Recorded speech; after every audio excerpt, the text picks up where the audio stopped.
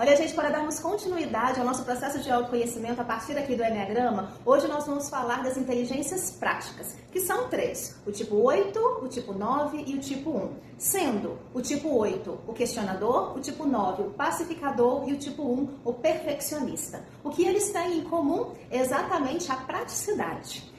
Aquelas pessoas que já colocam a mão na massa, que já pegam para fazer, não quer saber às vezes de ler, digamos assim, um manual de instruções, para saber como executar, por exemplo, a montagem de um produto, de um processo.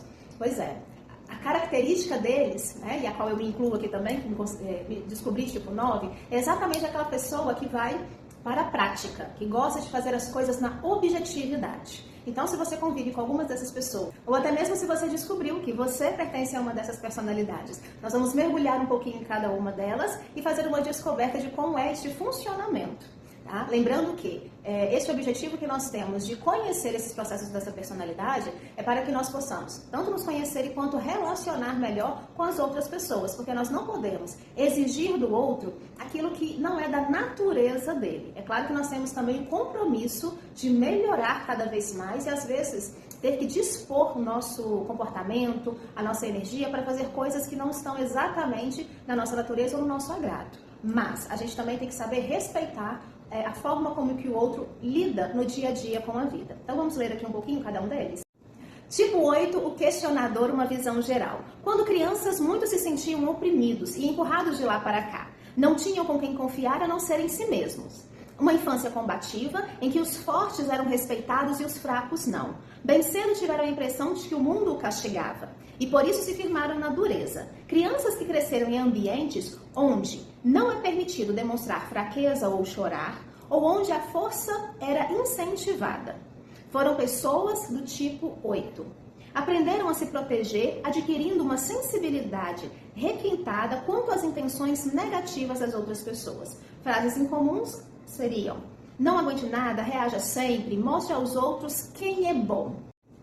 Evita desamparo, fraqueza e submissão. Por isso tendem a considerar correta sua opinião e se fecham a todas as outras.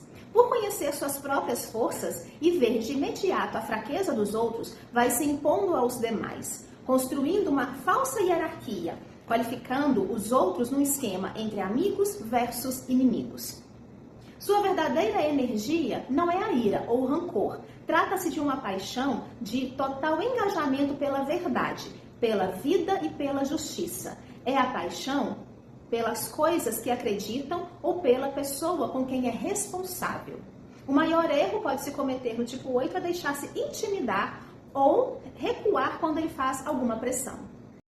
O tipo 8 chegou à conclusão de que os fortes dominam o mundo e os fracos sempre levam a pior. Por isso resolveu, se não adaptar, mas desenvolver a força, fazer resistência, quebrar regras e de preferência comandar os outros ao invés de deixar ser comandado, é assim que se deve viver. Descrevem-se como pessoas que tentaram ser boas quando novas, mas os outros se aproveitaram desta inocência. Alguns também criaram essa atitude de que a reação aos pais, muitos moles, liberais ou condescendentes. A experiência básica da vida é ameaçadora e hostil. E não se pode confiar simplesmente nos outros, enquanto não ficar provado o contrário. A questão central é quem tem mais poder. Agora nós vamos falar um pouquinho do tipo 9, o pacificador. Visão geral. Muitos contam que na infância se sentiam desconsiderados, de alguma forma, e foram ignorados ou rejeitados quando apresentaram suas próprias opiniões. Os interesses dos pais ou dos irmãos pareciam ter mais importância. Se sentindo desconsiderados, aprenderam a se entorpecer, a desviar as suas energias das prioridades e a esquecer de si mesmos. Muitos não registraram qualquer acesso à ira, pois resolveram guardar a raiva somente para si. Outros, quando crianças, viviam em situações tão difíceis que aprenderam a ser insolúveis e tiveram que tentar manobrar entre as frentes e entender os dois lados para não ser eles mesmos triturados. Para o tipo 9 também, eles aprenderam a incorporar os entusiasmos dos outros como se fossem deles. Dizer não, muito difícil. É menos ameaçador parecer dizer sim, parecer concordar por não ter dito não, mas continua em cima do muro sem comprometer. Pode embarcar numa situação durante muito tempo enquanto não se decide. Tem dificuldade de distinguir o essencial do secundário. Tem muita dificuldade de tomar decisões, Porque identificar-se tão facilmente com os pontos de vista dos outros, vê razões positivas em todos os lados da questão. Por que tomar posição quando se todos os lados podem ter os seus méritos? Pode-se considerar que os tipos 9 no Eneagrama são os tipos mais teimosos, quando são forçados a tomar decisões, empacam e se recusam a mover 1 milímetro sequer. Sua decisão é não tomar decisão nenhuma. Sentir raiva, mas guardá-la. Parecer acompanhar a onda, embora estando inteiramente dividido.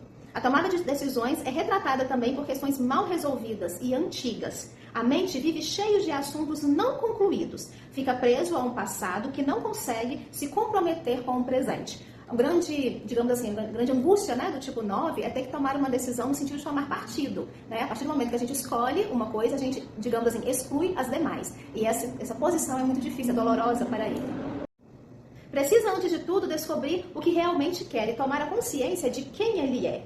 Apesar de gostarem, digamos assim, de empurrar com a barriga as tarefas importantes e fugir de tudo que é difícil e que exige muita energia.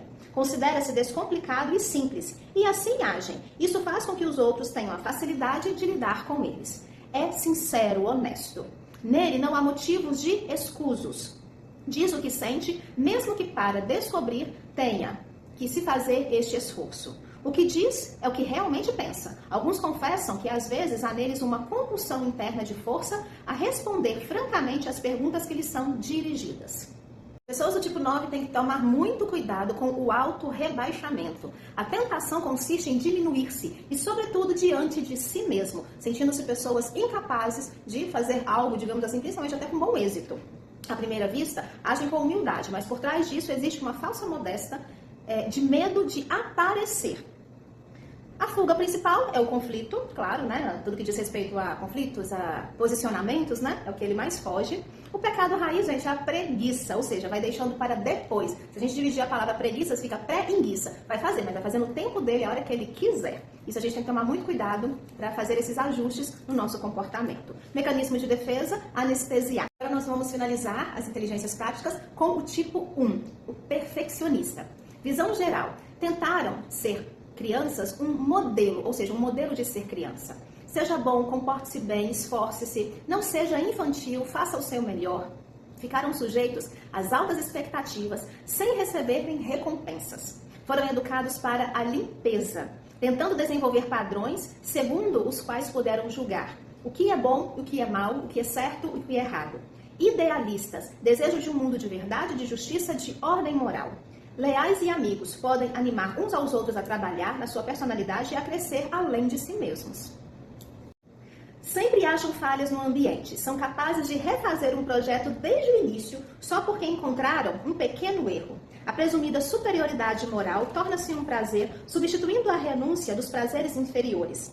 Prazer é sempre adiado, é como se a obrigação viesse acima de tudo, toda e qualquer diversão, inclusive.